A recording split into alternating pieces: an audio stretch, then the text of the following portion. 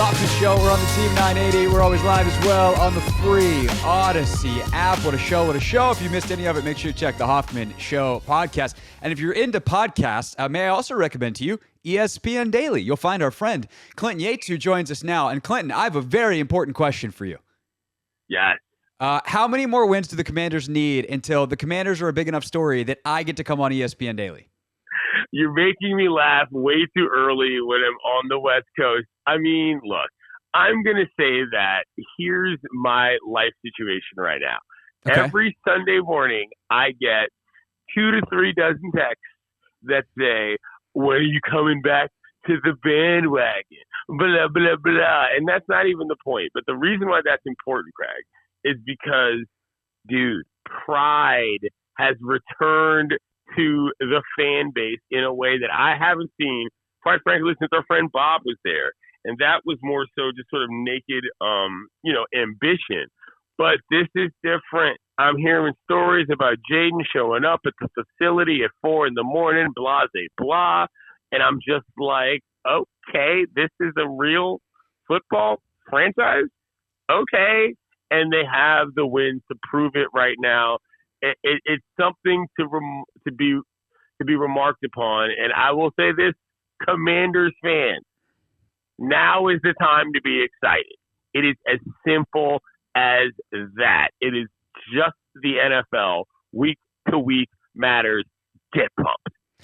That's great. You didn't answer the question, and I'm a hardcore journalist. How many more wins do they need? If they beat Baltimore, can I be on ESPN Daily next week? What bigger story are you going to have?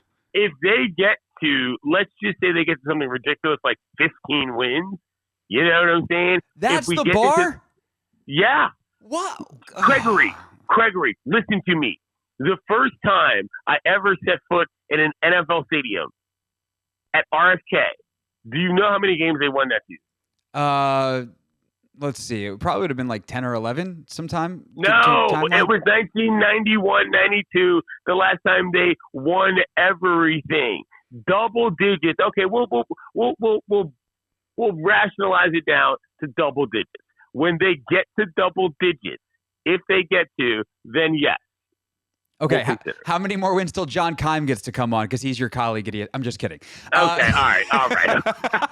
Clinton Yates, ESPN, with us here on the Hoffman Show. You can check out ESPN Daily. Also, he's covering all the MLB playoffs. So if you want any playoff baseball, Clinton is your guy to go to for that. But, I've tried to talk about this in a way that's not like, savaging other people who don't deserve it, such as the aforementioned Bob Griffin. This is different, right? Jayden Daniels and showing up at the facility at 4 a.m., the adults that are in charge on the coaching staff, the lack of chaos that is coming down from the ownership suite. What was the thing that kind of pushed you over the edge to be like, oh, no, like this is really different. This is a time where, hey, if you're still looking around trying to find the door to the bandwagon, find it and pull that thing open and get on as fast as you can, versus the other upticks in production that they've had sporadically / randomly in the last however many years, 12 years it's been since 2012. Well, here's the thing. The football is one thing. The vibe is another. And I think that if you can go into a game and you look at a situation like, I don't know, the Cleveland Browns, who have committed gods of money, gabs, whatever, a tons of money to a person who is, we're not going to get into the bad person. We can get into the bad quarterback of it. And below them out, 40 burger, without necessarily getting down in distance and off the sticks that much, and actually having confidence in the offense based on a rookie who is at the quarterback position, I'm sorry. From a simple morale standpoint, this is huge. Never mind football in the context of what's happening from the plays, but this is what people have been waiting for in terms of this is clear and present to see from even somebody who is from the District of Columbia, who does not live there anymore. That's a quarterback.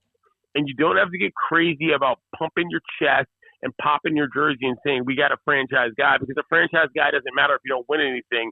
Buffalo, I'm talking to you. What I'm saying is that watchable, likable, dissectable football from Sunday to Sunday is the first step back to respectability. And this team, it doesn't matter how. but they are getting it done. Beating bad teams is what good teams do. That happened last week. Yeah, and they've beat a couple in a row, and not only that have they beaten them, they've beaten them sideways, beaten the brakes off. They're actually the number one offensive team in the NFL scoring. They hadn't gotten 30 points in back-to-back weeks since 2015. They're averaging 31 a game. So, yeah, the offense rolling. Here's another question I have for you, and this is always fun, like when a team can change how you see the sport or see sports in general. And that's kind of happening, not necessarily that it's changing, but it's reinforcing certain things or making me re-examine the weight of certain things. How did you feel about Dan Quinn's hiring and seeing the way that they flipped the script here? How has that thought or changed how you think of NFL head coach hirings, if it's changed it at all? Well, you know what I say all the time is that quarterback is the worst coach position in the league. And the reason I say that is because head coaches, GMs, quarterback coaches, and offensive coordinators oftentimes seem to all be on different, levels in terms of what they think makes sense. We saw this with Bob, not to bring it back up, but the head coach and owner were on two completely different wavelengths, and they ran a Ferrari into the ground trying to prove that, he could be a Toyota Tacoma. In this case, it seems everybody's on the same page. Kingsbury got it moving. Dan Quinn not getting in the way. Sorry, Arizona, that Cliff didn't work out, but it's working out pretty well here. And I mean that in the context of just somebody who watches football. I don't care what team it is.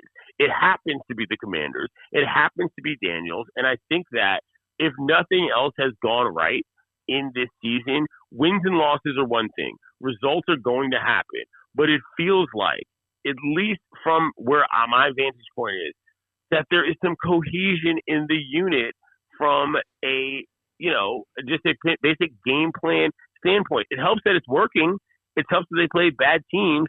The Ravens coming up is a different discussion, but I think that in terms of continuity is a major part of this. Do people like working with each other, and does it produce results? I think the answer to both of those questions are yes. And that alone is remarkable when it comes to what the history of this franchise is. Yeah, Dan definitely knows ball and like what works and what doesn't. But I think that idea of like these guys like going to work every day. And you're just going to work better when you go to work every day in an atmosphere that's good. And Quinn established that from day one. He knew what he was looking for in terms of people. And I would say Dan and Cliff both are guys that weren't their best in previous stops. They made huge mistakes. Is the word you're looking for, Gregory. They were both cast-offs who've come together on a raft in the Potomac River. And it's not like it's Washington crossing the Delaware, but, they're getting there in terms of putting the squad together to go into, I know you guys love these terms in this market, to go into battle. Sure. Clinton Yates with us here on the Hoffman Show. Okay, we've reached the portion of the interview, Clinton, where I know you have questions for me because you told me that you do. So what is your weekly Commander's question for Craig, even though you're coming on my show? So there was a human being named Gambling Partner Slim who used to come on that station a lot, who happens to be my homeboy, and he was incensed immediately after the game about the 7-point spread. I don't know what the spread is against the Ravens right now. Is it still at 7? Do we have these numbers? I will look it up as you continue to talk. It was 6. It was 6.5 last time I looked. 6.5. But the point is this: it is entirely possible that the Ravens blow out the Commanders, and that is not a bad loss. I think that is something to understand because there are multiple things at play here. The Ravens are a team that is established and know what they can do. They still have, in my opinion, the best quarterback in the league. I said it with my chest. And if that team, the Commanders, walks into Baltimore and gets popped, okay, bars have been set. There is no reason to be yelling and screaming about the Super Bowl at this point, as much as you can be happy as Commanders fans about the week-to-week stuff. But the Ravens are, dare I say, a real football team right now. This is the real football team test, as far as I'm concerned. Do you agree? Yes. All in all, I do. Hold on. First of all, you think Lamar's better than Pat, or are you just not counting Pat because he's like an alien? Lamar Jackson has revolutionized the NFL in the context of you don't need running backs, and they have one. I mean, look, Pat is fine, but I will always tune into the Lamar Jackson show first. Pat Mahomes is on the flip That's side. fine. Just we can talk about the best in the league versus your favorite. I think. Anyway, we can talk about that. We don't want to get sidetracked. The point is, yes, Baltimore is a big boy football team that has an identity, that has known what they're doing for a long time. They present very specific challenges to Washington in terms of how well they've run the football, with both the quarterback and the running back. And Washington's run defense is still something that I have questions about. But I could see literally the entire range of outcomes. I could see a Baltimore blowout where they just are like, hey, this is a big game. We've played in big games. Most of y'all haven't, outside of like Bobby Wagner. And there's a level of intensity to this that y'all are not familiar with. And it'll be a learning experience for Washington. And ultimately, I think a good thing in the long run, because I actually trust the staff and the players here to make it a good thing. Obviously, it could be a very close game. Either team wins. The other thing, though, is like Baltimore's pass defense is currently ranked 31st in the league. And the Commanders, the Commanders, they're good at passing the football. Jayden Daniels, good at that. Terry McLaurin, making big plays down the field on the regular the last bunch of weeks. De'Ami Brown finally got loose deep last week. So I could also see a situation where this Commanders' defensive growth is real. They sell out to stop the run. Lamar is kind of spotty. He finds big plays, but if they can figure out how to cap some of those and then sell out against the run, then they could hold them, and maybe get a couple turnovers, and lo and behold, like the Commanders put up a bunch of points, and the running game becomes irrelevant for Baltimore because they're chasing the game.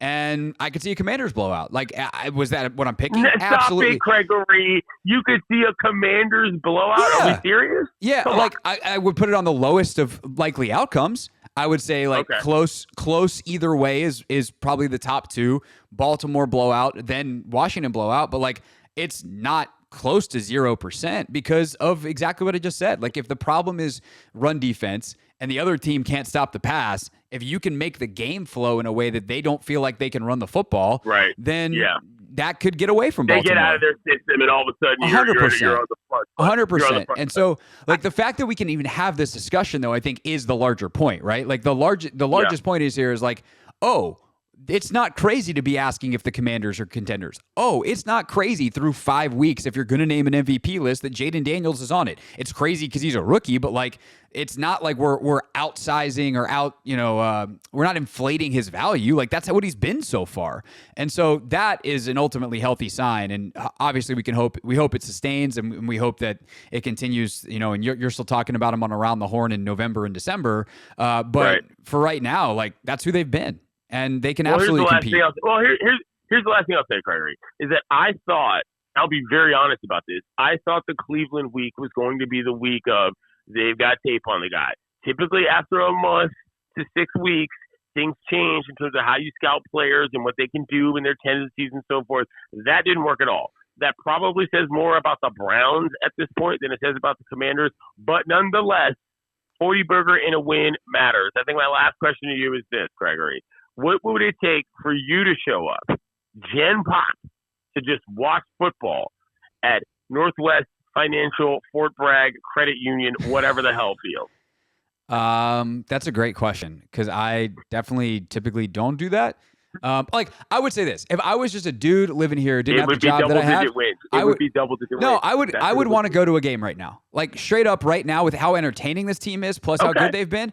If I had the need to buy a ticket to get to a game versus my season credential that lets me in every game at Northwest Stadium for free, and in a press box with food and such, then yeah, I would be looking at tickets to go to some games coming up soon for sure. Like, I'm already there. I have a job to do, so I'm gonna do it and get paid as opposed to having to pay. That to me is always the measure that matters. You're asking a brother that grew up in D.C., that went to RFK. I was there when the seats were jumping, all right? What it would take to get somebody to pay money to watch a game there is really what the only real threshold is that matters, because, that's the soul of the franchise, and that is something that, even though I do not necessarily, aspire to anymore, I still do respect.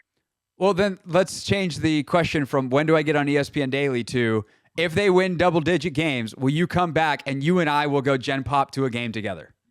Gen Pop ain't happening, but I will come back to go to a game if they get to double-digit wins. Okay. I will absolutely do that, Gregory. All right, excellent. We'll have our people be in touch, as in we'll text about it. Clinton Yates, everybody, watch him on Around the Horn, ESPN Daily for the pod, and then check out all the coverage at Clinton Yates on Twitter of the Major League Baseball playoffs. And we will talk to you again next week, sir. Thank you. Absolutely. The press box food at Petticoat Park, not great. Ugh. Yikes. What's up, kiddos? It's your boy Clinton Yates from ESPN. It's the Hoffman Show on the Team 980. Tell your mama I said what's up.